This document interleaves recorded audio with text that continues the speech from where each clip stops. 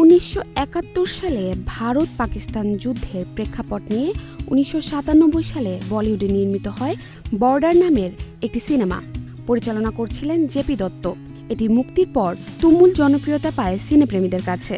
Border ভক্তদের জন্য নতুন খবর হলো এটির সিকুয়াল তৈরি হয়েছে সম্প্রতি। এবারের সিনেমাটির নাম রাখা হয়েছে বর্ডার 2। পরিচালনায় আছেন অনুরাগ সিং। 23 জানুয়ারি মুক্তি পাবে সিনেমাটি। এই ছবিতেও কেন্দ্রীয় একটি চরিত্রে অভিনয় করছেন সানি দেওল।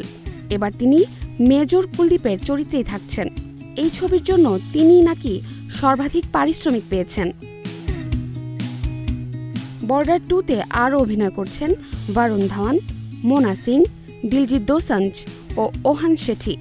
এই সিনেমার জন্য অভিনয়শিল্পীদের পারিশ্রমিক কত পেয়েছেন তা নিয়েও আগ্রহ তুঙ্গে দর্শকের। সানি দেওল সর্বশেষ গত বছর একটি সিনেমায় অভিনয়ের জন্য 50 কোটি টাকা পারিশ্রমিক পান সানি দেওল। ধারণা করা হচ্ছে এই সিনেমায় তার থেকে বেশি পাচ্ছেন তিনি। বরুণ ধাওয়ান বর্ডার 2 সিনেমায় প্রথমবার সৈনিকের চরিত্রে দেখা যাবে বরুণকে। শোনা যাচ্ছে এই ছবির জন্য তিনি নিয়েছেন প্রায় 10 কোটি টাকা। দিলজিৎ দোসাঞ্জ এই ছবির জন্য দিলজিৎ দোসাঞ্জ পেয়েছেন 5 কোটি টাকা।